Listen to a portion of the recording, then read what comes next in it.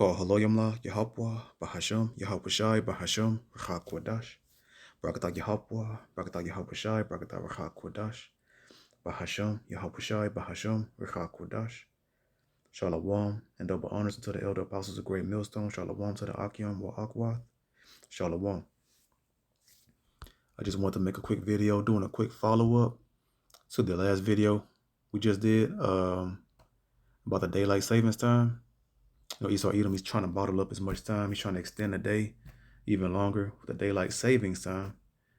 You know, he got but a short time, and he wants to have a permanent extended day for whatever wickedness that he's trying to fulfill, and more time and more daylight throughout the end of the day. You know, this is all an attempt to ultimately to have the earth under his subjection forever and ever, that he's trying to lock down the earth with his, his mandatory mandates and ultimately Revelations 13:16 through 17, the CHIP. So a carnal man that lives in the flesh worries about time, because we know that he that lives in the flesh is a temporary person. It's a temporary thing. But he that is spiritual, will abide forever, keeping the commandments. The kingdom of heaven, we want to worry about time, because the spiritual kingdom of heaven is forever and ever. So from there, we'll go ahead, because I know in the last video, I want to touch real quick on Revelation chapter 20 and 3. I talked about the bottomless pit, so I want to just expand on that a little bit first. So Revelation 20 and 3, and cast him into the bottomless pit, and shut him up, and set a seal upon him, that he should deceive the nations no more, till the 1,000 years should be fulfilled. And after that, he must be loosed a little season.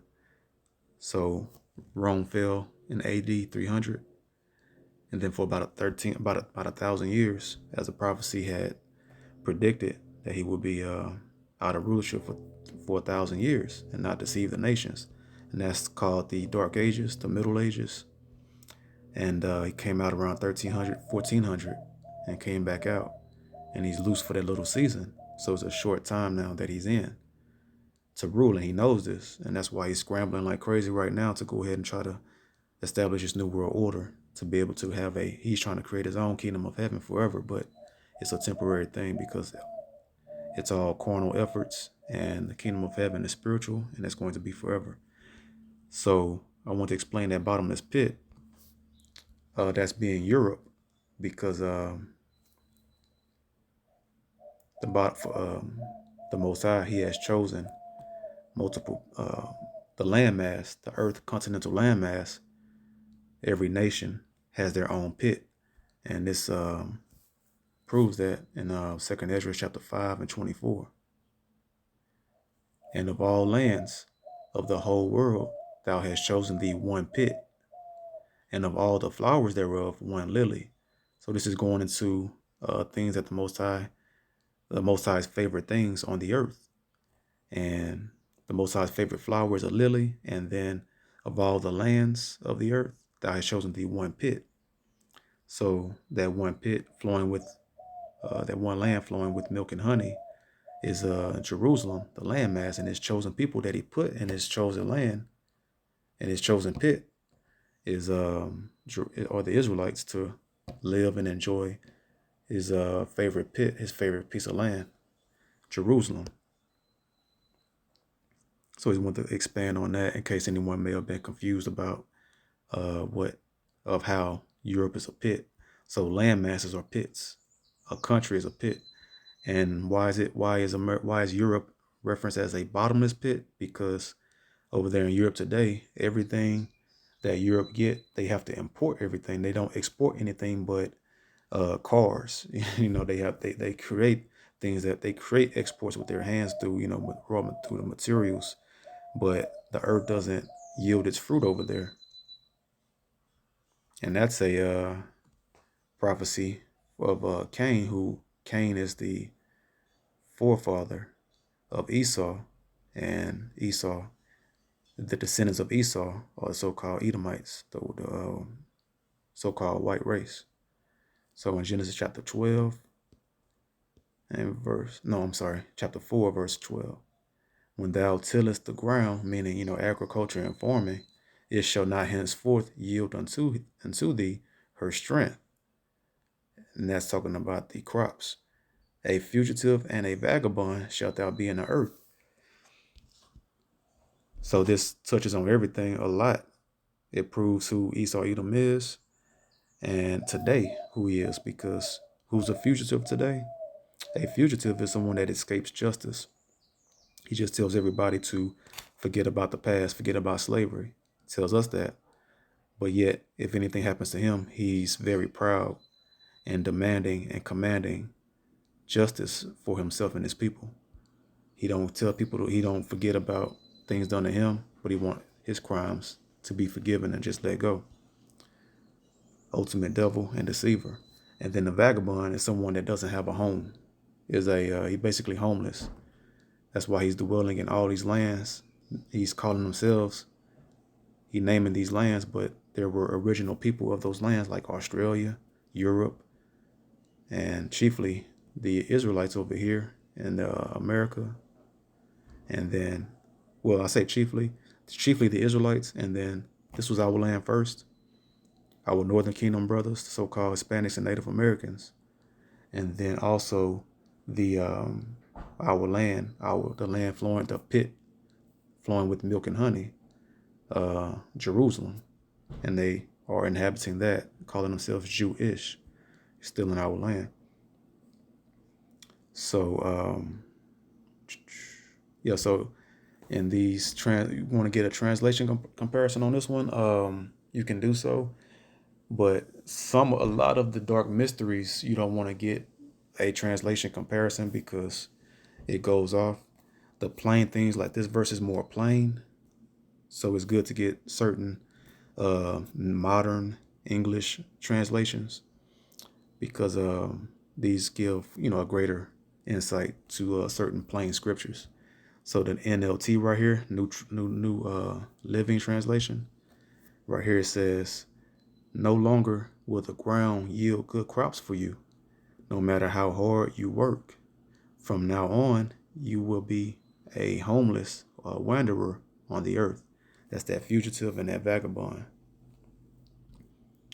So from there, we'll go ahead and get Psalms 114, verses 1 through 2. When Israel went out of Egypt, the house of Jacob, from a people of strange language, Judah was his sanctuary, and Israel his dominion. So how was Judah the Most High sanctuary? Because the Ark of the Covenant rested in the city of David, in Jerusalem, and then also the Northern Kingdom had went off and kicked out the Levitical priests, and the Levitical priests went ahead that was assigned in the and appointed in the Northern Kingdom came on down to Jerusalem, and all of the Levitical priests were in Jerusalem, and that was where the sanctuary and the Davidic bloodline of kings reigned as well, which the Messiah Yahushua would descend through.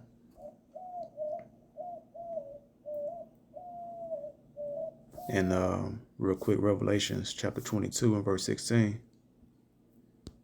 Just to touch on that a little bit real quick. I, Yahushua, have set mine angel to testify unto you these things in the churches.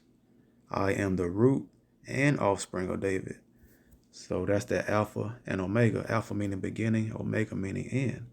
So he's before David and through David, through the bloodline of David, which is pretty heavy there. And the bright and morning star. Yahushua is the bright and morning star because he's the end. He's coming to bring an end to this wicked reign and rulership of the heathens. And then that bright morning star, which he's the light of the Most High Yahweh in the heavens. And he's the direct extension of the light of the Most High on earth. So from there, we'll go ahead and get Revelation 21 and 22 through 23. 23 through 25. And the city had no need of the sun. This is going to the kingdom of heaven. Neither of the moon to shine in it. For the glory of Yahweh did lighten it. And the Lamb Yahushai is the light thereof. So that's how the Lamb Yahushai is the bright morning star. That brightness is the glory and brightness from the Lord Yahweh. And the moon and the sun is no longer needed in the kingdom of heaven, because the glory and the light from the beginning, which the Most High lit the earth before he did the glory of his light, it far exceeds the sun. And then and it also is a scripture, just real quick. Ecclesiasticus 23:19, I believe.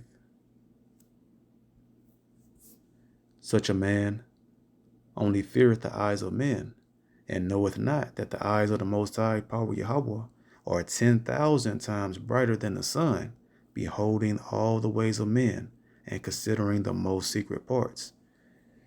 So he sees what you're doing outwardly, and he knows your innermost thoughts within you. So his eyes is 10,000 times brighter just because he can see inside of you. The sun can't light inside of you, but he sees inside of you, knows your thoughts, the inner man, the spiritual man. And then his light is 10,000 times brighter than the sun. That's why the earth will melt at his presence, because it cannot contain his power. That's why the Most High cannot come to the earth, because the earth would possibly just burn down, explode from his presence. But and Yahushai, so that's why Yahushai, he's coming, and he's that direct light extension, and glory and the kingdom of heaven will be lit forever. And that's permanent daylight savings time. Esau, he can only, that's why he just has a perpetual hatred, because he knows that he doesn't have the birthright. He's trying to artificially manufacture the kingdom of his own kingdom of heaven by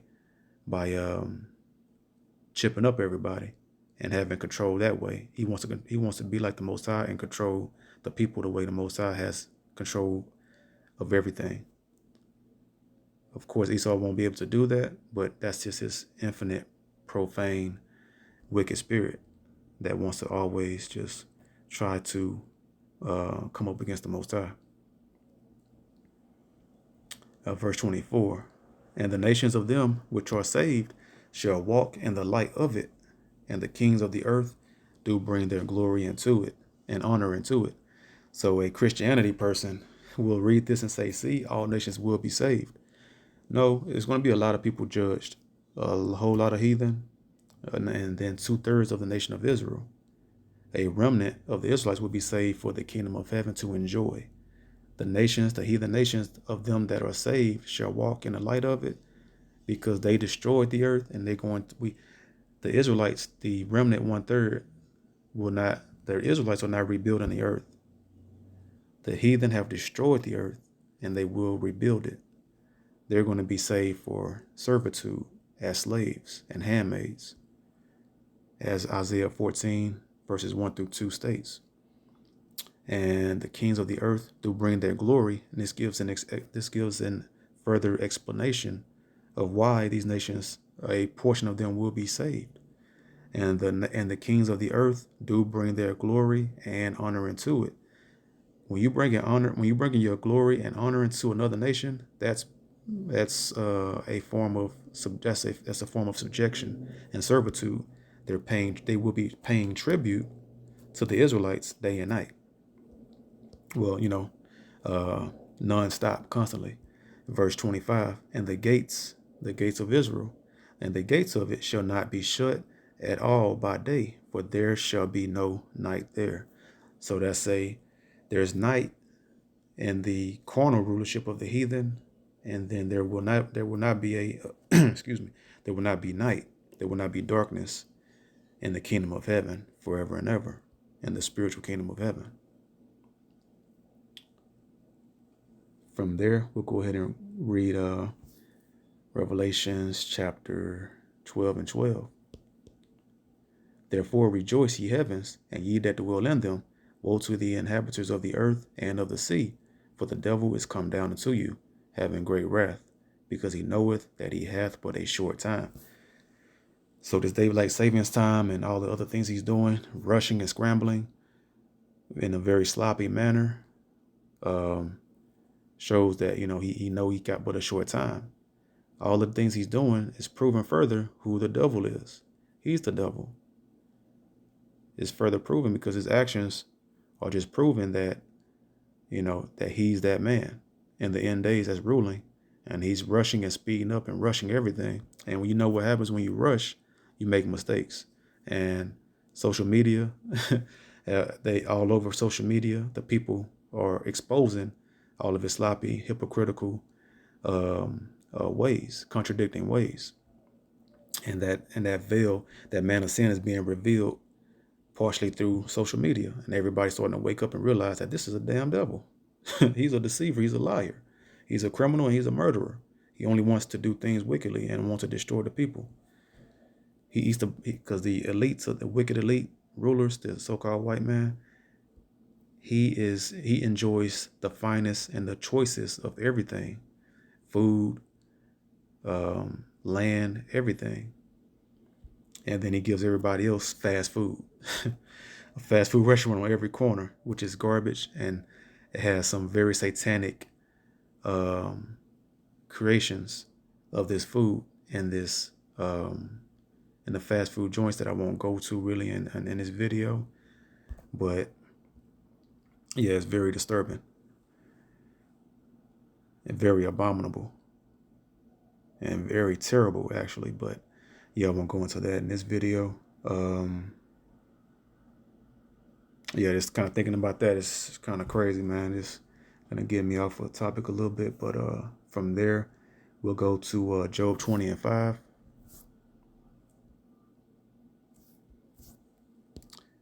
That the triumphing of the wicked is short, and we know who the wicked is. Everything Esau Edom does, so-called white man does, is wicked. So his triumphing, meaning his winning, his rulership and his reign, is short. And the joy of the hypocrite, but for a moment. So his joy is, like I was just saying, enjoying the most choice things on the earth: food, water, everything, land, housing. And he's a hypocrite because everything he does, he enjoys the things, but then everybody else, he's exceedingly rich, but the people are poor and needy and are in need of things and having to be in servitude under his rulership. So he's a hypocrite, because he can give everything he has. If he just share his wealth with everybody, nobody would suffer. But he's a hypocrite, but for a moment. So all of this enjoying, all of this winning, all of this joy and this enjoyment of the earth and the enslavement of the people economically, and chiefly the physical enslavement of the Israelites, is only for a moment, because we are still in the hand of our oppressor. And during the Jewish times, the Holocaust and all of that, what happened once they took down, when America and whoever else, they took down, Hitler, what happened? They removed the Jewish people from the Nazis, the Germans, and set them in another land so that they can heal and recover from that oppression. But when they signed the Emancipation Proclamation, which quote unquote abolished slavery and released us from the physical plantation, but we still in the land, say, okay, y'all can walk free now, go ahead, y'all are no longer slaves, but we still in the land of our captivity. And now it's an economic oppression and slavery, a systemic, what they call it, a systemic racism. And we still and the people that had us in physical slavery now make all the laws and rules and the economy that we must follow by, which is slanted wickedly in their favor, and we have that glass ceiling no matter which way we turn. But from there, we'll go ahead and get let's get Obadiah chapter 3. Verse 1. It's just one chapter, Obadiah 3. And it's like Obadiah verse 3. The pride of thine heart hath deceived thee, thou that dwellest in the clefts of the rock, whose habitation is high, that saith in his heart, who shall bring me down to the ground? So his pride is lifted up. He don't think he'll ever be destroyed. Why? This is his proud, blasphemous thought all day, every day. Psalm 49:11. Their inward thought is that their houses shall continue forever, and their dwelling places to all generations. They call their lands after their own names. America was named after Amerigo Vespucci. Amerigo, the feminine form of Amerigo, is America. So, and then Africa is named after an Edomite, so-called white man that conquered it back in the day. Leo Scipio Africanus. And then Asia is named after his brother, Asiaticus. So I won't go. So I just want to touch on that real quick. But going back to Obadiah, verse 4. Though thou exalt thyself as the eagle, what's America's animal symbol? It's the bald eagle.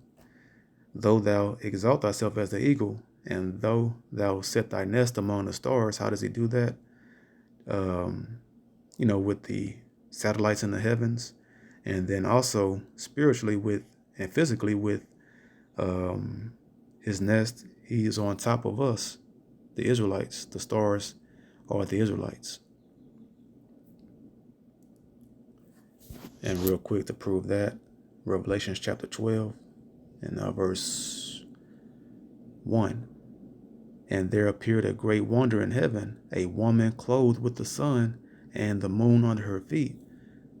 That woman represents Israel, and that sun and moon is the wisdom from the light of the law, statutes, and commandments that the covenant the Most High gave us in the wilderness from the exodus of Egypt. And upon her head a crown of 12 stars. What is that? 12? That's a buzzword. It's a buzz phrase. 12 stars, the 12 tribes of Israel. So the stars are the Israelites. So going back, and though thou set thy nest among the stars, in verse 4, thence will I bring thee down, saith the Lord Yahweh. So he has a set time that he will be brought down. He knows this, and that's why he's doing everything he can to try to extend his time in the sun as long as possible, with all of his mandates, all of his laws, his wicked laws he's passing, and along with this daylight savings time, he's trying to save as much time. Like I said, the righteous man doesn't concern himself with the time. He observes the times, but doesn't concern with trying to save the time, because we, the hopeful elect, want this kingdom to end. But he wants this kingdom to last forever, because he has nothing after this. Once he's done, he's going to be finished forever, and he knows this, and that's what drives him crazy thinking about. And he hates us perpetually for that as well, because we have the birthright. Verse 15. For the day of the Lord Yahweh is near upon all the heathen, as thou hast done, it shall be done unto thee. Thy reward shall return upon thine own head. So, man, he got a hell of a judgment coming, because the Most High allowed him to build up that rap sheet and build up that debt of crime and sin, because when the Most High come and destroy him in the horrific fashion and manner in which he's about to do, he's going to be totally justified by all of the long, criminal, sinful rap sheet that he's built up over all of these thousands of years, going back to his beginning in the earth as the Greek Empire. around 331 BC until this day. So from there we'll go to Habakkuk chapter 2 and verse 12. Woe to him that build a town with blood and establish a city by iniquity. How did he get all these cities, these towns, cities, states, and this whole country, and ultimately the whole earth? By bloodshed of the Israelites and enslavement, and then also, by sin, sinful laws, and everything that he's done and created over here is nothing but wickedness. So the clock is ticking, and he's trying to save as much of that clock that he can. But that's why he has a thing called the doomsday clock, as I went in the last video. From there, we'll go ahead and get Sirach chapter 10 and verse 8, or Ecclesiasticus 10 and 8. Because of unrighteous dealings, injuries, and riches got by deceit, the kingdom is translated from one people to another. So that's going to happen soon. He's gotten everything the so-called white race has all throughout the earth is gotten deceitfully and through, murder and crime. So it's going to get translated back to the righteous, who are the Israelites, under the Most High power, only begotten Son, Yahushua. So from there, Job 19, chapter 20, and verse 19. Because he hath, because he hath oppressed and hath forsaken the poor, because he hath violently taken away an house which he buildeth not. Surely he shall not feel quietness in his belly. He shall not save of that which he desired. And part of that saving he desires is daylight savings time. Surely he shall not feel the quietness in his belly. So this is a heavy burden that he's dealing with ever since he's gotten everything through wicked riches, through wicked, ill-gotten riches. So although he's ruling, in the back of his mind, constantly he's overshadowed with a dark cloud that eventually he will be taken down and will be judged extremely harshly, which is totally just for all of his wickedness. So from there, we'll go ahead and get the book of Sirach, chapter 9, or Ecclesiasticus, chapter 36, and start at verse 1. Have mercy upon us, O Lord, the Most High power of all, and behold us. These are the Israelites. And send thy fear upon all the nations that seek not after thee. No nation on earth is seeking after the Most High. Only the remnant of Israel, and two-thirds of Israel is not even seeking after the Most High. So that's why they're going to be cut off on this side. And then we know if two-thirds of the chosen is not seeking after the Most High, how much more the heathen that the Most High never gave the covenant to in the wilderness. So the Most High is going to bring the fear upon himself. We're going to bring the fear of the nations of himself upon them. Let's see, is that it? Okay. Verse 3, lift up thy hand against the strange nations, that's the heathen, and let them see thy power. And we'll read verse 5, and let them know thee as we have known thee, that there is no power but only thou, O Most High. They have all the heathen have all these false idols, false gods, and the Most High is going to bring his fear of his power upon them by judging them with mighty works. As thou wast sanctified in us before them, we were sanctified in the Most High in the wilderness when the Most High gave us his commandments, and that sanctified us. That's why we are the saints, the sanctified. So as thou wast sanctified in us before them, the Most High gave us his commandments in the wilderness, and all the other nations were witness and realized and seen that covenant being forged and bonded with the Israelites. So be thou magnified among them before us. And so we will see, as they've seen us get sanctified through the commandments and the covenant in the wilderness. So now let us, and we're going to see, the Israelites will see the Most High being magnified upon the other nations, the heathen nations, through the judgments and the mighty works he's about to perform for the Israelites, chiefly the remnant in these last days, to usher in the kingdom of heaven. So from there, read verse 7, raise up indignation and pour out wrath, take away the adversary and destroy the enemy. So we know who the chief enemy is, and that is, we'll go to Esther chapter 9, verse 24. Because Haman, the son of Hammedatha, the Agagite, the enemy of all the Jews, had devised against the Jews to destroy them, and had cast that is, the lot, to consume them and to destroy them.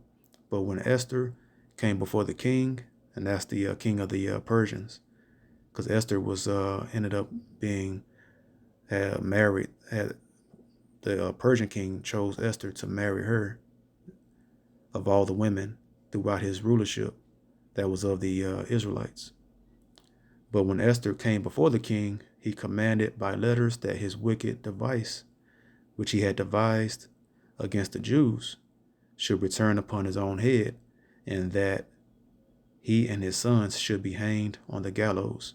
So Haman, in verse 24 here, because Haman, the son of Hammedatha, the Agagite, the enemy of all the Jews.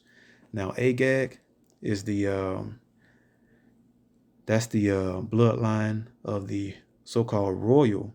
That's the king's bloodline of the Edomites. Just like David is the righteous kingship bloodline of the Israelites, Agag is the king bloodline of the Edomites. And that's the Amalekites of Amalek. Amalek is the top tribe of the Edomites.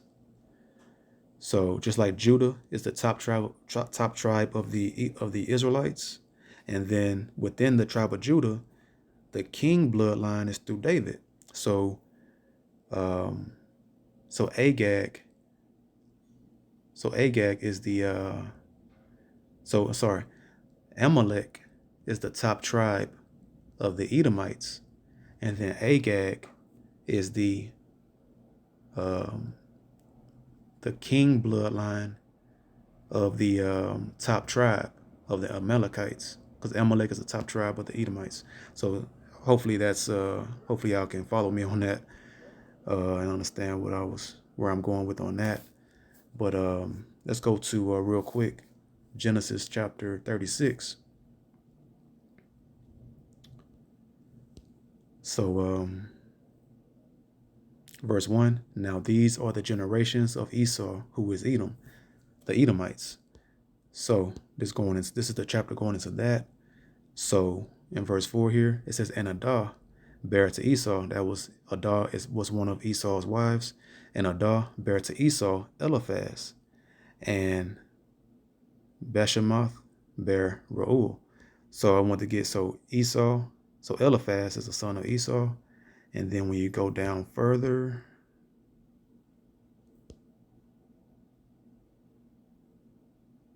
so verse 12, and Timnah was concubine to Eliphaz. So Eliphaz is Esau's son. Okay, it just said it right there. Okay, excuse me. Verse 12 again, and Timnah was concubine to Eliphaz, Esau's son. And she bare to Eliphaz Amalek. These were the sons of Adah, Esau's wife. So proving that, Agag comes through the bloodline of Amalek. Amalek was the top tribe of the Edomites. And then when we get Agag, real quick, when you go to that name Agag, when you get the breakdown, it should bring it up here. Agag. I will overtop. And then it says, King of Amalek, spared by Saul, but slain by Samuel. So right there, it proves right there who's Amalek. Well, Amalek is the top tribe of the so-called white race, the Edomites, and that's the king bloodline. Agag is the king bloodline of the Amalekites, the top tribe. So I just wanted to go into that. So the our chief enemy, or and Salakia, the well, I've got so much history in my mind flowing right now. So Agag, well, Haman is a descendant of the Amalekites, and he's a descendant of Agag, the king bloodline of the top tribe. So Haman was trying to destroy Israel. He was trying to destroy the Jews in the time of the rulership of the Persians, the Medo-Persian Empire, and he tried to get the Jews killed by concocting a lie, and Esther talked to the king, had prayed, fasted, and prayed to the Most High, and she had received that favor, and she blessed and she was able to preserve the Israelites through her place when she was the queen to the king of the Persians, because Haman was trying to get the Jews killed by convincing the Persian king to kill the Jews, and then Esther was loyal and not a traitor to her people and convinced the king to kill Haman instead. and Haman got exposed. Haman was a descendant of Agag, and Agag is the blood king line of the Amalekites, who are the chief tribe of the Edomites. So sorry if it took a while to get there, but I think I put it together. Hopefully that's understandable. But I did a video also, if you want to go check out. It's called A Brief History of Esau, and it breaks down the lineage and everything, and goes to show who the so-called white race is today, and how it links to how they are tied to Esau, and how they are Esau. So real quick, I mean not real quick, but next verse, we'll go to Sirach, back to Ecclesiasticus chapter 36, and then verse 8. Sake the time short, remember the covenant, and let them declare thy wonderful works. So the Most High is about to make the time short for the elect of Israel to bring in the kingdom of heaven.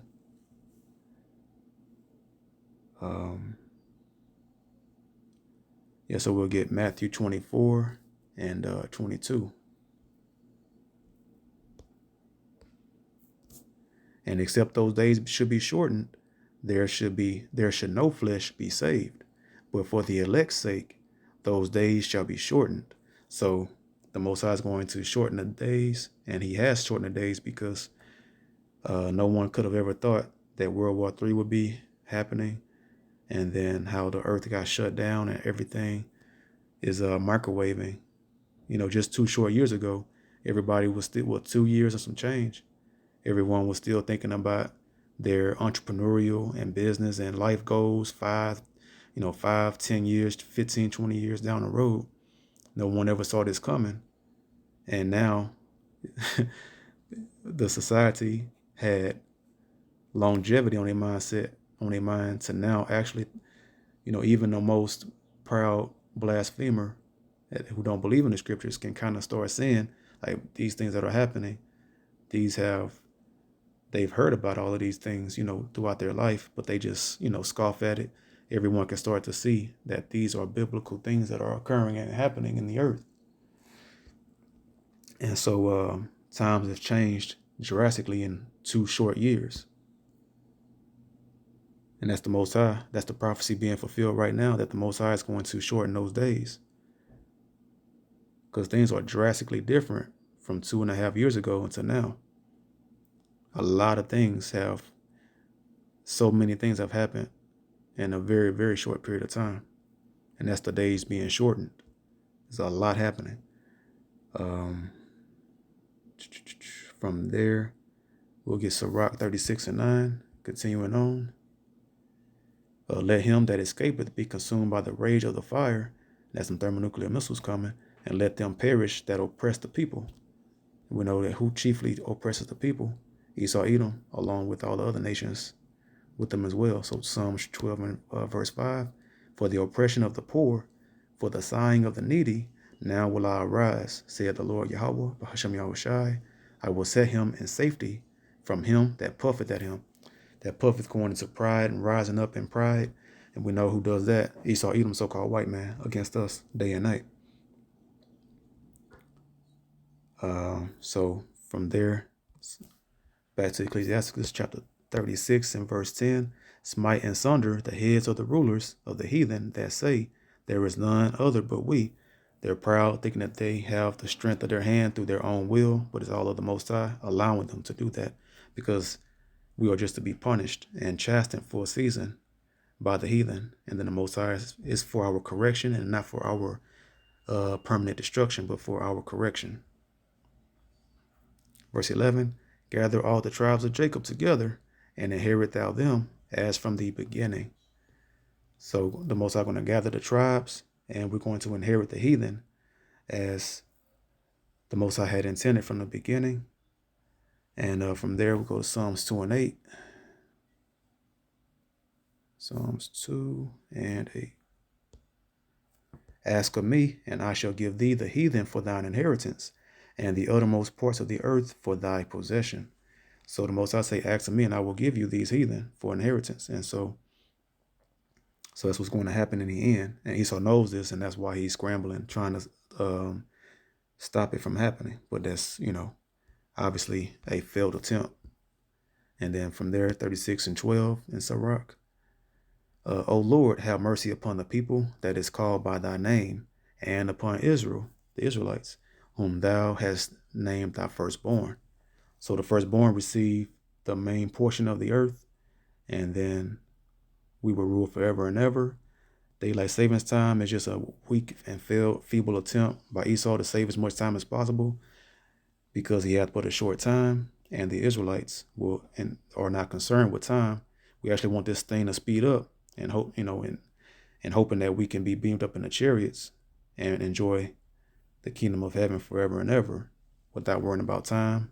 Won't be any night, permanent daylight savings there. So, with that, I hope this video was edifying. Shalom. And also, the water to the Most High Power, Yahweh, Bahashem Yahushai, for the Ruach HaKodesh, the Holy Spirit, to make a video. And hopefully this was edifying. Until the next video, I say, Shalom.